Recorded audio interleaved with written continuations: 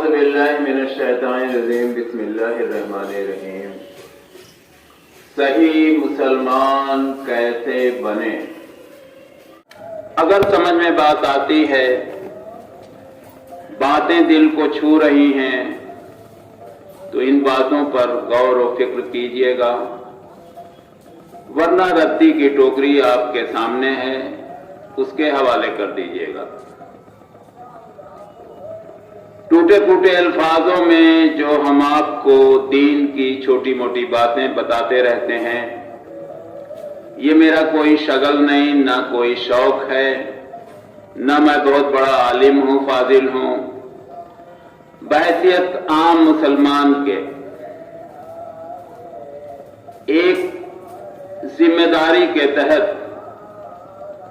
جو اللہ تبارک تعالیٰ نے حقیر سی جانکاری دی ہے، تھوڑا بہت مطالعہ کرنے پر لوگوں کے صحبت سے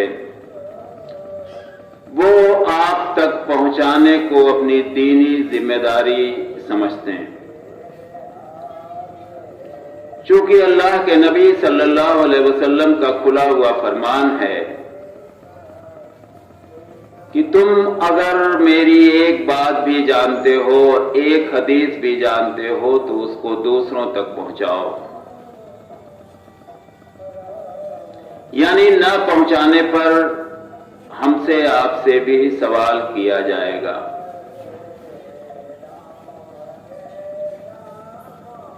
ہم کو اپنے کسی بھی بزرگ سے جن کے نام پر فرقے بنے ہیں، کسی بھی طرح کی کوئی گلہ شکوہ نہیں ہے۔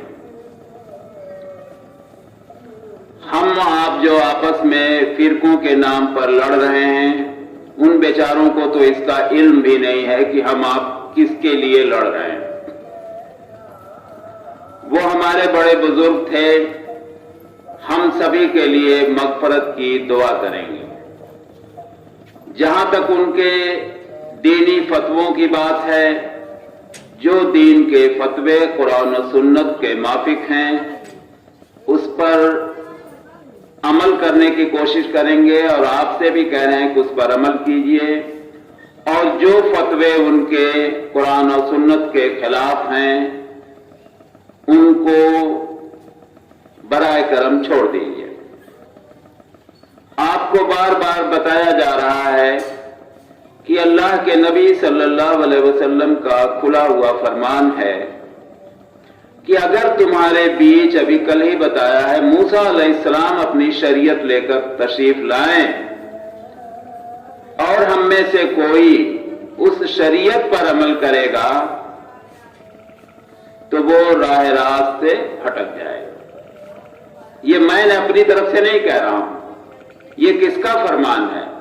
اللہ کے نبی صلی اللہ علیہ وسلم کا فرمان ہے۔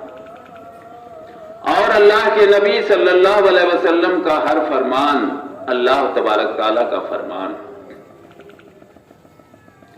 عیسیٰ علیہ السلام بھی دوبارہ تشریف لائیں گے تو وہ اپنی شریعت لے کر نہیں، نہ ہی وہ خود اپنی شریعت پر عمل کریں گے، نہ لوگوں سے اپنی شریعت پر عمل کروائیں گے، وہ خود اللہ کی نبی صلی اللہ علیہ وسلم کی شریعت پر عمل کریں گے۔ اب آپ خود انداز کر لیجئے، ذہن میں بیٹھائیے کہ جب موسیٰ علیہ السلام، عیسیٰ علیہ السلام جیسے پیغمبر آپ کی شریعت کے تابع ہوں گے، تو ہم لوگ 1200 سال بعد پیدا ہوئے کسی شخص کے فتوے کے تابع کیسے ہو جائیں گے؟ ظاہر سی بات ہے کہ اللہ تبارک تعالی ہم سب سے ان لوگوں کے بارے میں نہیں پوچھے گا کہ ان کے فتوے پر تم نے عمل کیا یا نہیں کیا۔ ہم ان کے لیے واقعی مغفرت کی دعا ہی کریں گے، ہمارے ہاتھ میں اب کچھ نہیں ہے۔ لیکن جو دین آپ لوگ چھوڑ کر گئے ہیں، اس کی چھان بین ضرور کریں گے۔ یہ ہر مسلمان کی ذمہ داری ہے، دینی ذمہ داری۔ اور جو بھی ان کی باتیں قرآن و سنت سے میل کھاتی ہیں وہ سر آنکھوں پہ، لیکن جو خلاف سنت ہے، خلاف قرآن ہے، وہ یقیناً ان باتوں پر ہم نہ خود عمل کریں گے نہ آپ سے کہیں گے کہ آپ اس پر عمل کیجیے، اس لیے کہ اس کی ایک نہ ایک دن سخت پکڑ ہوگی، موت سب کے قریب ہے۔ رہا سوال دین کی جو باتیں بتائی جاتی ہیں، اگر وہ قرآن و سنت کے خلاف ہوں تو آپ 2 بجے رات کو کوئی بھی بندہ مسلمان آ کر میرا کالر پکڑ سکتا ہے، اور اگر ہم اس کا ثبوت نہ دکھا سکیں تو جو بھی سزا گاؤں کے جوار کے مسلمان دینا چاہیں ہمیں خوشی سے قبول ہے۔ لیکن میرے بھائی، کسی سے کوئی دشمنی نہیں ہے، چاہے وہ عالم ہو، چاہے گاؤں کا کوئی فرد ہو، چاہے کوئی بھی مسلمان کا بھائی ہے، سب کا درد سب کے دل میں ہونا چاہیے۔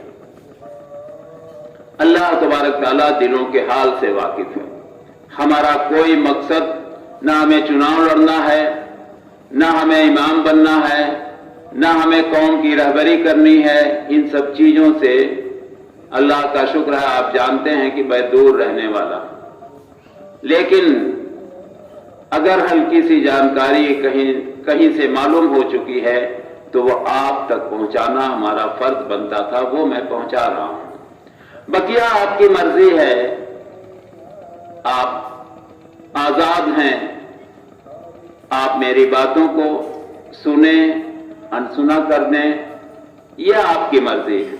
لیکن کل کے دن اگر اللہ تبارک تعالیٰ ہمیں کھڑا کرے گا تو میں اس کے سامنے اپنے حقیر الفاظ میں یہ کہنے لائق رہوں گا، اللہ تعالیٰ جو تو نے چھوٹی موٹی علم دی تھی، تھوڑی بہت حقیر علم دی تھی، اس سے میں لوگوں کو آگاہ کرتا تھا، لوگوں کو جگاتا تھا، لوگوں کو ڈراتا تھا۔